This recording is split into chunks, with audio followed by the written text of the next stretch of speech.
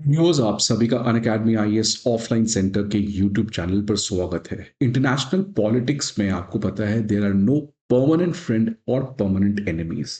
ये किसी अंग्रेजों ने नहीं कहा है, ये इनफैक्ट जो हमारा फॉरेन पॉलिसी का डिक्टम है, इसको खुद भारत के कौटिल्य चाणक्य नीति में इस चीज को कहा गया है कि कोई भी हमारा परमानेंट फ्रेंड और परमानेंट एनिमी नहीं होता है। It always keeps on changing. जैसे जैसे हालात बदलते हैं, जियो पॉलिटिक्स बदलती है, वैसे ही फ्रेंड्स और एनिमीज ऑल्सो बदलते हैं।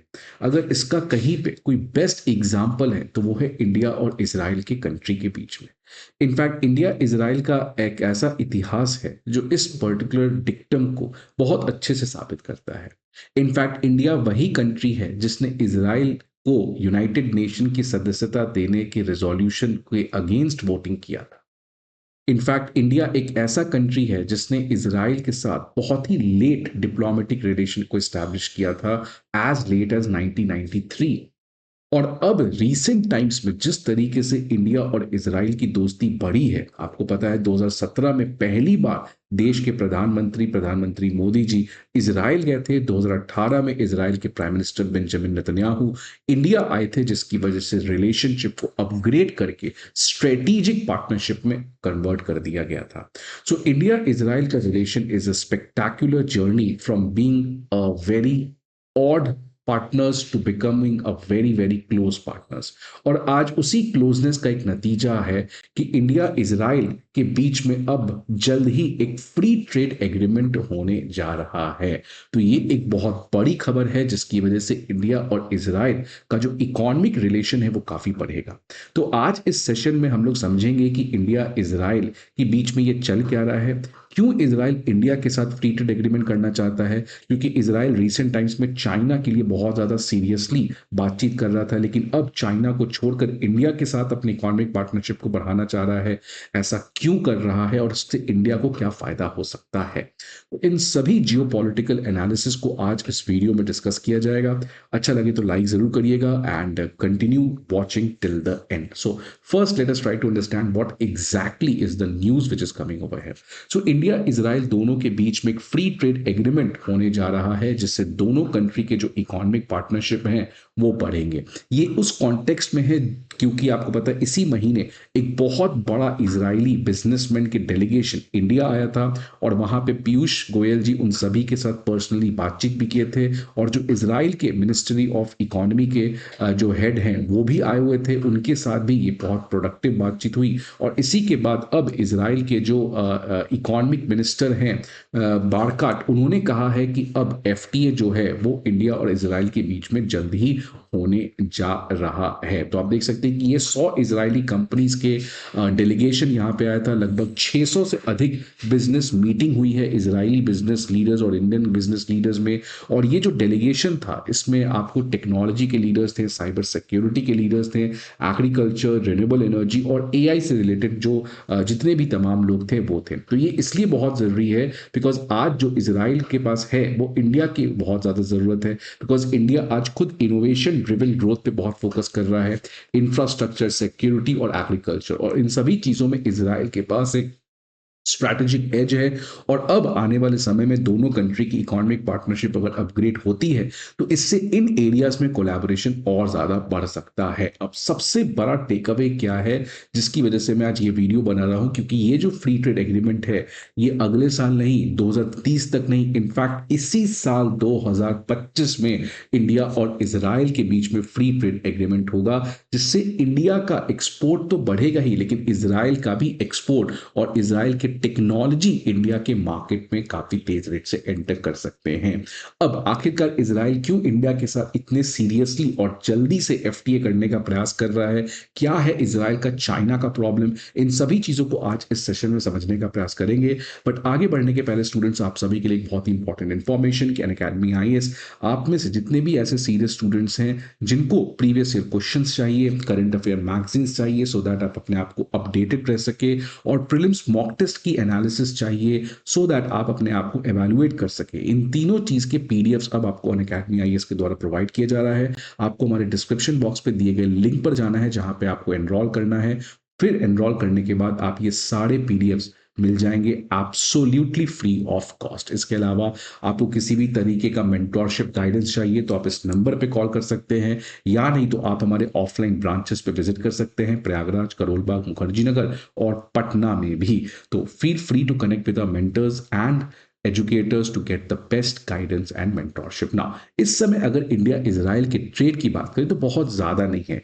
इनफैक्ट पिछले साल हमारा ट्रेड घट चुका है। 2022-23 में ट्रेड लगभग $11 बिलियन के पास था, जो घटकर 2023-24 में $6.53 बिलियन आ चुका है। आपको रीजन तो पता ही है, बिकॉज वो पूरा एरिया इस समय बहुत ज्यादा अनस्टेबल है, जिसकी वजह से शिपिंग लाइंस ब्लॉक कर दिए गए हैं, जिसकी वजह से इंडिया इजराइल के ट्रेड को सफर करना पड़ा है। अब ये जो फ्री ट्रेड एग्रीमेंट की कहानी है इंडिया इजराइल की, ये काफी समय से चल रही है। इनफैक्ट 2010 से चल रही है, और उस समय ये गोल तय किया गया था कि 2022 के मिड तक ये पर्टिकुलर एग्रीमेंट किया जाएगा, लेकिन कोई भी डेवलपमेंट देखने को नहीं मिला, बिकॉज इजराइल इसी समय चाइना के साथ अपने इकोनॉमिक पार्टनरशिप को बढ़ाने का प्रयास कर रहा था। लेकिन अब इजराइल जो है वो चाइना छोड़कर भारत के साथ सीरियसली इकोनॉमिक पार्टनरशिप को बनाना चाह रहा है। ऐसा क्यों? बिकॉज चाइना और इजराइल के बीच में एक बहुत बड़ा प्रॉब्लम चल रहा है, खासकर 2023 में, जब से इजराइल का उस पूरे एरिया में एक तरीके से प्रॉब्लम चल रहा है। उस कॉन्टेक्स्ट में इजराइल का चाइना के साथ रिलेशन काफी सफर करना पड़ा है। क्यों सफर करना है पड़ रहा है? बिकॉज देखिए इस समय ईरान का जो सबसे बड़ा ट्रेडिंग पार्टनर है वो है चाइना। तो चाइना इसी ट्रेड करके ईरान को पैसा देता है, और इजराइल का ये कहना है कि ईरान इसी पैसे से अपने प्रॉक्सी ग्रुप्स को सपोर्ट करता है, हुदी रेबल्स को सपोर्ट करता है। येमेन का देखिए सबसे बड़ा trading partner again China. Lebanon का देखिए second largest trading partner China. Palestinian territory में भी कुछ हद तक चाइना ट्रेड करता है, बट ये ज्यादा प्रॉब्लम नहीं। बट ये तीनों को अगर आप क्लब करिएगा तो चाइना इनफैक्ट उन सारे कंट्री के साथ सिग्निफिकेंट ट्रेड करता है जिन कंट्री के साथ इजराइल का प्रॉब्लम है। तो येमेन में हुदी रेबल्स हैं, लेबनान में हेजबोला है, और ईरान में तो आयतुल्ला है। तो इजराइल इसीलिए इस चाइना के बिहेवियर, क्योंकि इजराइल कई बार कहा है चाइना को कि ईरान के साथ तो खासकर आप ट्रेड मत करिए, लेकिन देखिए ईरान और चाइना के बीच में क्या हुआ, 25 साल का कोऑपरेशन एग्रीमेंट हुआ था पिछले साल। तो ये बताता है कि चाइना आज इजराइल के उन सभी लोगों के साथ अपनी इकोनॉमिक पार्टनरशिप को बढ़ा रहा है, और यही बात इजराइल को पसंद नहीं आ रहा है। इसलिए इजराइल को पता है कि आने वाले समय में चाइना इन कंट्री के साथ रिलेशन बढ़ाएगा, बिकॉज ये सारे कंट्रीज जो हैं ये एंटी अमेरिकन कंट्रीज हैं, और चाइना आज खुद अपना एक इंटरनेशनल वर्ल्ड ऑर्डर में हेजेमनी बनाना चाहता है। तो वो उन सारे कंट्री के साथ रिलेशन बढ़ा रहा है जिन कंट्री का अमेरिका के साथ रिलेशन अच्छा नहीं है। इसलिए आज इजराइल अगर चाहे या ना चाहे भी तो उसको चाइना से डीकपल करना पड़ेगा। देखिए पनामा क्या किया, चाइना के बीआई प्रोजेक्ट से अपने आप को बाहर कर लिया। अर्जेंटीना जो ब्रिक्स ज्वाइन करना था नहीं किया। तो आज डोनाल्ड ट्रंप का एग्रेशन तो ये कंट्रीज झेल ही रहे हैं, और इजराइल जो अमेरिका का सबसे ट्रस्टेड पार्टनर और सबसे पुराना पार्टनर है, वो अब इंडिया के साथ अपने फोकस को बढ़ाने जा रहा है। और इनफैक्ट इंडिया को इजराइल के साथ फोकस बढ़ाना भी चाहिए। आपको शायद याद होगा 1962 का इंडिया चाइना वॉर, जब उस समय प्राइम मिनिस्टर मोदी ने इजराइल के प्राइम मिनिस्टर से मदद मांगा था, तो इजराइल ने आर्म्स राइट टाइम पे इंडिया को प्रोवाइड किया था। तो इजराइल जो है हमेशा से भारत के साथ अपने रिलेशन को बनाना चाहता था, लेकिन because of geopolitics India Israel के साथ रिलेशन नहीं बना पाया। बिकॉज देखिए इजराइल के पास one of the best agriculture technology है, one of the best waste water treatment technology है, one of the best defence technology है, साइबर सिक्योरिटी रिलेटेड टेक्नोलॉजी है। तो इसीलिए आज अगर इंडिया केवल अपने नेशनल इंटरेस्ट के बारे में सोचे, भूल जाए कि इजराइल एग्रेशन किया है कि नहीं किया है, या इजराइल का एक्शंस जस्टिफाइड है कि ये नहीं है, लेकिन इंडिया के नेशनल इंटरेस्ट के हिसाब से वो बहुत अच्छा है। बिकॉज अभी तक भारत इजराइल के साथ इसीलिए अच्छा रिलेशन नहीं बना पा रहा था, बिकॉज हम लोग बहुत आदर्शवादी थे कि कैसे हम इजराइल के साथ बात कर सकते हैं, मुस्लिम कम्युनिटी को काफी बुरा लगेगा। लेकिन इस भारत सरकार का जो नया अप्रोच है उसमें हमने क्लियर कर दिया है कि हमारा जो पैलेस्टीनियन के प्रति जो हमारा डिमांड है कि 2 स्टेट सॉल्यूशन होना चाहिए, ये अभी भी है, इसमें कोई भी चेंज नहीं आया है। लेकिन इसका ये मतलब नहीं है कि हम इजराइल के साथ दोस्ती करेंगे ही नहीं करेंगे। तो इजराइल की दोस्ती अपनी जगह, पैलेस्टीनियन के प्रति जो हमारा एक उनकी अधिकार की लड़ाई है वो अपनी तरह। तो हम दोनों इशू को क्लब नहीं करेंगे, रादर हम दोनों इशू को अलग अलग देखेंगे। और यही चीज प्रधानमंत्री मोदी जी ने 2017 में जब पहली बार देश के प्रधानमंत्री इजराइल विजिट किए थे तो इसको उन्होंने क्लियर कट एस्टैब्लिश कर दिया था। अब आने वाले समय में इंडिया इजराइल के रिलेशंस और ज्यादा बढ़ सकते हैं, जैसे मैंने पहले भी कहा। और इनफैक्ट इसी साल 2025 में पीयूष गोयल जी एक बहुत बड़ा डेलीगेशन हमारे इंडिया के बिजनेस लीडर्स के साथ इजराइल जाने हैं। और प्रोबेबली उसमें जो एफटीए का बचा कुचा काम है वो भी पूरा हो जाएगा और आने वाले समय में इन्वेस्टमेंट